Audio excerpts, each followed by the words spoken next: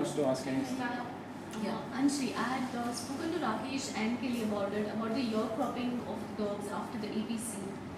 So, as far as I read it, I think it was banned in 1960s across the world, right? Okay, yeah. But it is still practiced. Okay.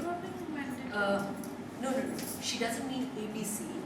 No. What are you talking about? Are you talking about tail docking and ear cropping as an aesthetic procedure?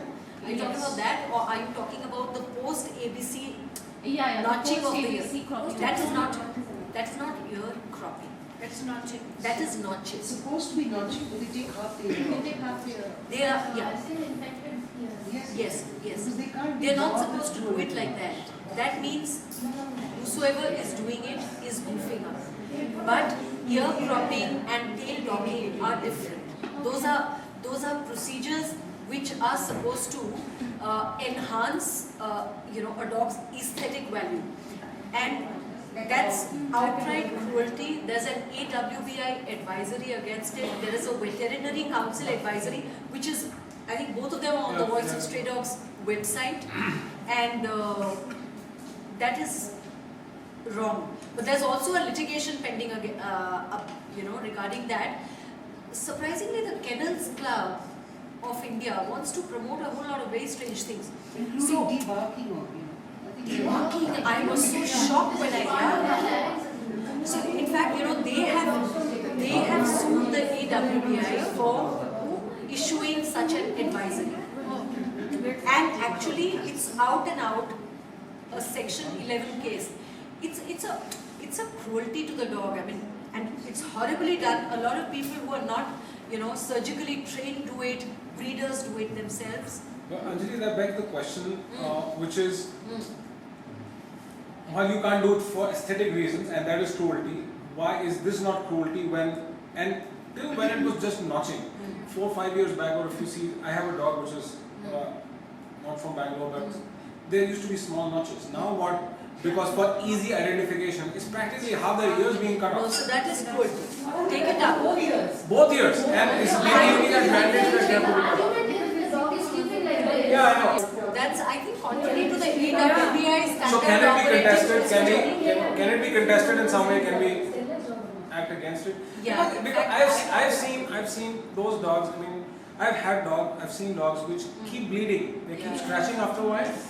Okay, because this wound doesn't heal, anybody knows that ear cut would bleed like hell because of the blood vessels. Okay? So that's they develop these wounds.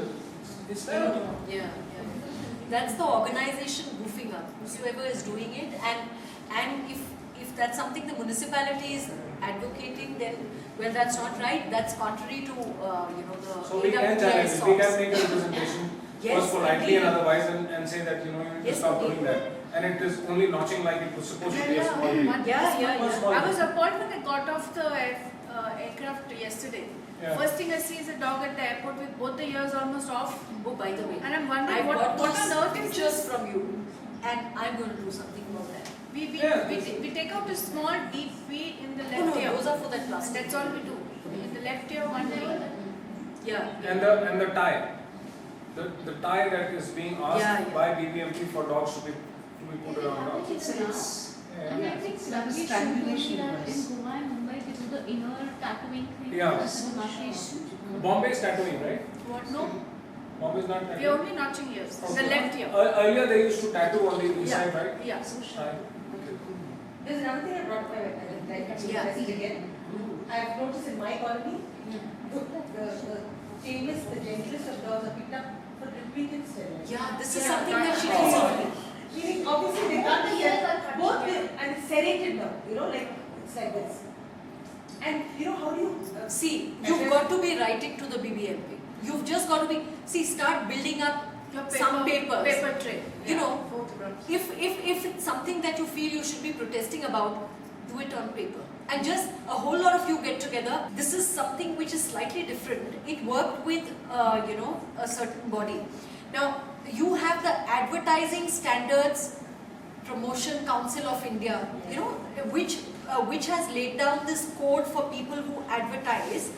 Now, apparently there was this very stupid advertisement going around. Sorry, this is a bit off the point, but I'll just come back to the point. You know, of a man, of naked men with roosters around there. You know, a very stupid, tasteless advertisement. And again, the key word is more than one person. Wrote to the Advertising Standards Council saying this is absurd. You can just go onto their website and, well, they have written to whosoever was advertising like that saying your ad needs to go off the air. It's not okay. And apparently they've said that, see, more than one person has complained and said this is not okay.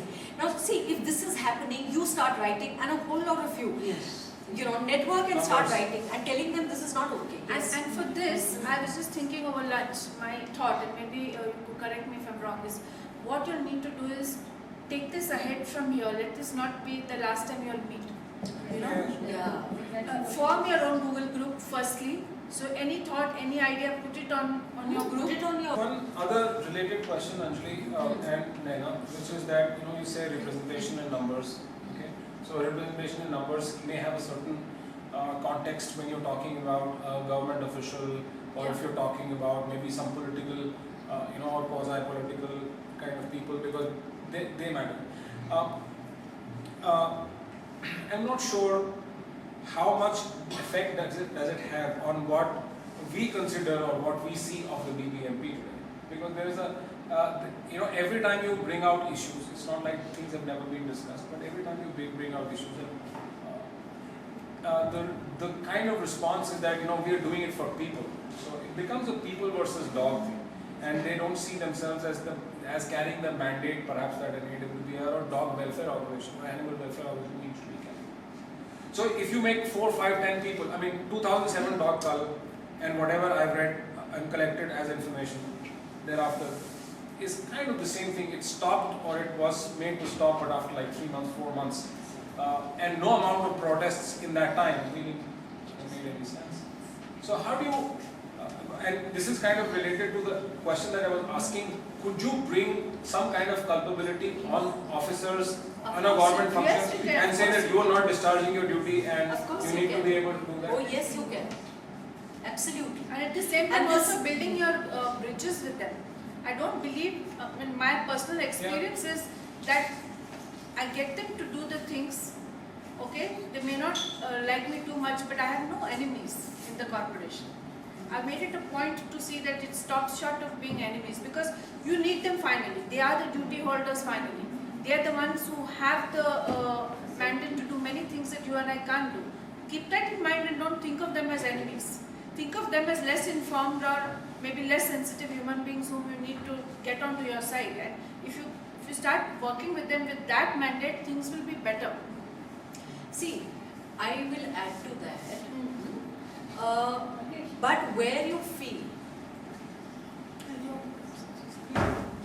but where you feel that a municipality or a municipal official is doing something that is an infraction of law, then you need to take it up. Yes, absolutely. Then you need to take it up. See, it's all very, of course we try to liaise and we try to connect and get them to do things the right way. But if it isn't happening, and if what is happening is an infraction of law, then municipal official or no municipal official, you've got to take it up.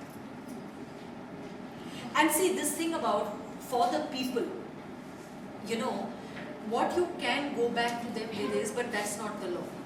For the people is all very well, but if it's unlawful, you can't be doing something that is unlawful because it's for the, that's what housing societies say. We are doing this for the people. What nonsense.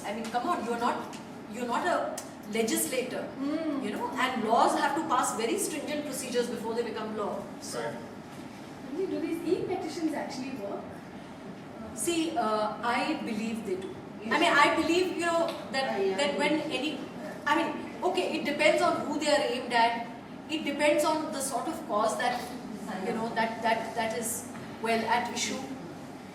But, a whole lot of people getting together and at least you're able to get across to the concerned authorities or to whosoever the petition is addressed to, that there are people that know and there are people that are protesting. But if it just falls short of, if it's just a protest that is happening and then after some time they sit quiet and we sit quiet, then I don't know how much. I have something to say about the petition, Yeah. which is that my experience has been, and anybody else can add to that, is that when something happens, an event occurs, it's a Facebook, a more Facebook equivalent of some action, right? So I didn't just say dislike or like, I actually did something, so I opened a petition group. I'm not saying all petitions are like that, but that's typically a reaction that people have. Sometimes there are multiple petitions for the same cause, so it kind of dilutes the effort. Okay, I've seen it repeatedly. Then there is the petition. So I would think that if we are going to start petitioning or petition, it's a good tool. We're doing many things we could add to that, but it needs to be targeted well. First is, who does that petition go to? Who does it address? A lot of these petitions are by kind of unknown people or some name to some name. It has no real meaning. The email addresses or whatever this petitioner are wrong. Okay, because I've always got a lot of petitions to put, but I rarely put them on the page. Because it needs to pass a certain criteria. Is there the right petition addressed to the right person, or somebody just, you can petition for anything. Okay, I don't like you, petition. 200 likes you get for anything. Okay, so it needs to be thought out. So again, it's a little bit of a coordination from our side, which says, okay, this is an agenda, this is an issue we want to raise. How do we raise it? Who do we petition? Who's going to do it? Somebody needs to own it. It needs to be written well. I've also seen petitions. The first petition that I became a part of, and maybe the only one, it ran to like 75 pages, I think. Joking, but it was like so long you could, by the time it has to have that meat right up front, which says, this is the issue, this is what I'm asking you to pause and take notice of, and this is what I'm asking you to do. If we don't do that homework, it becomes just another tool for people there. Every day there's a slew of petitions. I really don't know what happens here. And then it needs to be focused. I also think that some petitions work better than others. And when I say better than others, if they are targeted at a political party, if you're targeting at a politician of some sort, if you're targeting at a private company of some sort, okay, they are people who worry about these things because their reputation perhaps is at stake. True. But if you are targeting it as a lay person or somebody who doesn't give a damn about what's happening, I'm a criminal or a quasi-criminal, and you say, for example, in this case, in your case, any amount of petition, how does it matter to him? Everyone thinks perhaps that he's the wildest, going around, and he's okay with that. He's comfortable. So 500,000 more people saying that, there's no real effect. So duplication, targeting, and who do we target, or how do we change the game? I'm not saying that's a very good example, the one that I'm going to cite, but it is still an example where there is a huge amount of killing that happens in Kerala. Okay, and a lot of people have tried to do many things in Kerala, which is, Gandhi's been there, and everyone who's supposed to be the panacea for dogs has played some role in Kerala to try to solve it. But the local municipal corporation, the local government has absolutely no sympathy for any dogs or people who talk for dogs. And there was this petition, so I started thinking what to do, and I started a website. Actually, it's a subdomain within the website called KeralaTourism.strays.i. It mimics the Kerala Tourism website, so it looks exactly like that. Okay, but all the SEO, all the search engine optimization is made exactly like the website. So chances are that if you come to this website, you'll first not know that this is the wrong one. Except that Kerala tree also on the left side bend, here it is on the right side. So we've made some changes to get away from the copyright issues. And then there is a script that runs in front of the website, which allows people to click. In 2 months, 3 months, we've added maybe, I think 10,000, clicks on that requests.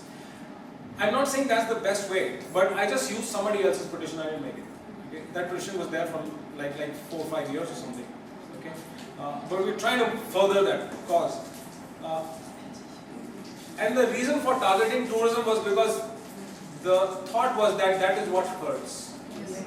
The only thing Kerala has is tourism, and that's the reason those dogs are being killed.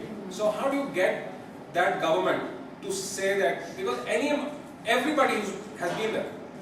All sorts of litigation. She can talk about a High Court case, which is the Ombudsman has given a clear judgment that this is ultra wires, you cannot do this, you cannot do that, but still no municipal corporations. So it has to be targeted, it has to be focused. There needs to be, I think a lot of us, what we do is every time there is a situation that occurs, we just either do nothing or we just jump into something. It takes a while for us to all get together and say, okay, this situation has happened, what do we do? And form a kind of a